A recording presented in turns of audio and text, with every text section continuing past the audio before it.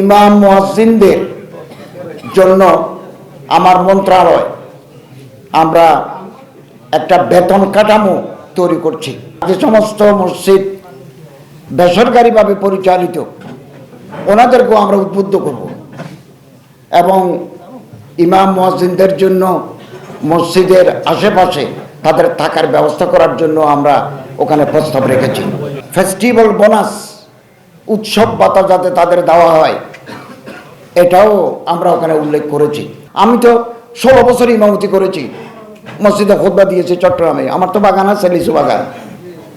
আমি সময় পেলে, এরপর আমি বিশ্ববিদ্যালয়ে শিক্ষকতা করেছি, কলেজে মাস্টারি করেছি বহু বছর। এরপর আমি গিয়ে শ্রমিকদের সাথে বসে থাকি। খুব বেশি লাভ নাই, শখের জন্য করি। কিছু বিক্রি হয়, কিছু ফলমূল আমরা বিক্রি করতে পারি। অতএব হজরত আদম আলাইহিস সালাম যদি কৃষির কাজ করতে পারেন, হজরত জাকিরিয়া আলাইহিস সালাম যদি গাছের বিজনেস করতে পারেন, হজরত দাউদ আলাইহিস সালাম যদি লোহার বিজনেস করতে পারেন, হজরত ইব্রাহিম আলাইহিস সালাম ব্যাগ বানিয়ে যদি বাজারে বিক্রি করতে পারেন, আমি কে? আমার কি পজিশন? আমি কেন একটু পরিশ্রম করতে পারবো না?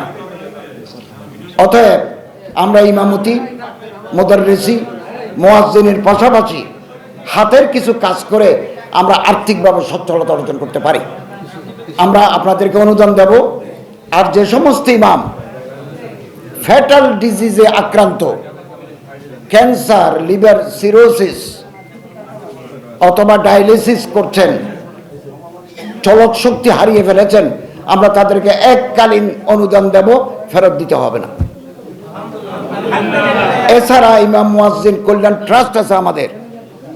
আলহামদুলিল্লাহ, আমাদের অ্যাকাউন্টে ফান্ড যেটা আছে এটা বড় সাউন্ড, ভালো অ্যামাউন্ট আছে। আমরা চাচ্ছি যে ইমামদেরকে যে আরও যে কীভাবে সাহায্য করা যায়, এই টাকাগুলো ব্যাংকে পড়ে আছে, এগুলোকে ইউটিলাইজ করে ইমাম মুয়াজ্জিনদের কল্যাণ আর কি করা যায়। আমরা প্রাথমিকভাবে সিদ্ধান্ত নিয়েছি, আমরা একটা ওয়াটার ট্রিটমেন্ট প্ল্যান করব, মিনারেল ওয়াটার তৈরি করে বাজারে সাপ্লাই দেব। যা লাভ হবে তা ইমাম মুয়াজ্জিন কল্যাণ ট্রাস্টে যাবে। নারায়ণগঞ্জের ফতুল্লায় আমরা বোরিং করে পানি বের করেছি, ওই পানি বেশি ভালো নয়। গাজীপুরের শ্রীপুরে আমরা বোরিং করে দেখেছি, এখানকার পানি ভালো।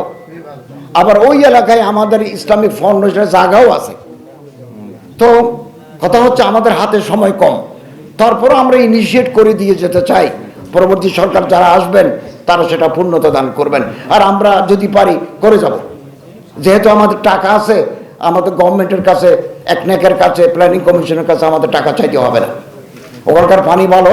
আমরা ছোট বোতল করে 500 মিলিমিটার, 1000 মিলিমিটার, 200 মিলিমিটার এভাবে পানির বোতল করে আমরা বাজারে ছাড়বো। আমরা প্রাথমিকভাবে একটা নিহত করেছি, এই বোতলের নাম দেব ইমাম। আপনাদের সহযোগিতা চাই, যাতে করে আমাদের আলেম ওলামারা, আমাদের ইমাম আইম্মায়ে মাসাজিদরা আর্থিকভাবে সচ্ছল হন। এভাবে আমরা পরিকল্পনা হাতে নিয়েছি। সম্মানিত হাজরিন, আমাদের একটা জাকাত বোর্ড আছে।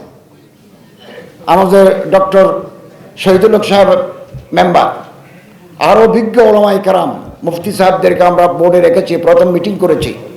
12 কোটি টাকা আমাদের হাতে আছে জাকাত বোর্ডে। আপনাদের দায়িত্ব হচ্ছে জাকাত ফরজ ইবাদত। আপনারা মসজিদে মুসল্লিদেরকে জাকাত দেওয়ার জন্য উদ্বুদ্ধ করবেন। জাকাতের একটা অংশ আত্মীয় স্বজনকে দিবেন, গরিব। জাকাতের একটা অংশ মাদ্রাসা, এতিমখানায় দিবেন। জাকাতের একটা অংশ ইসলামিক ফাউন্ডেশন, জাকাত বোর্ডও দিবেন। আমরা একটা অ্যাপস করছি মোবাইলে, এবং এটা শর্টলি আমরা আপনাদের জানিয়ে দেবো। এটা নির্মাণ হয়ে গেছে, একটা রিভিশন চলছে। আপনি ঘরে বসে 1000 টাকা যদি ইসলামিক ফাউন্ডেশনের জাকাত বোর্ডে দিতে চান, বিকাশের মতো এভাবে টিপ দিবেন, আপনার অ্যাকাউন্ট থেকে আমাদের অ্যাকাউন্টে চলে যাবে। আপনাকে কষ্ট করতে হবে না, আপনার হাতের মোবাইল দিয়ে আপনি আমাদেরকে জাকাত দিতে পারবেন। আমরা জেলা প্রশাসক মহোদয়দের মাধ্যমে 12 কোটি টাকা আমরা বিভিন্ন জেলায় বিতরণ করব। সবচেয়ে বেশি টাকা আদায় হয় চট্টগ্রামে, সবচেয়ে কম টাকা আদায় হয় নীলফামারীতে। আমি জেনে আসি নাই বরিশালে কত হয়। 1 পয়সাও 9-6 হবে না। আমি আমার মন্ত্রণালয় থেকে যে সমস্ত মসজিদে, মন্দিরে শ্মশানে, কবরস্থানে, সেমেট্রিতে দান করি, অনুদান দিই।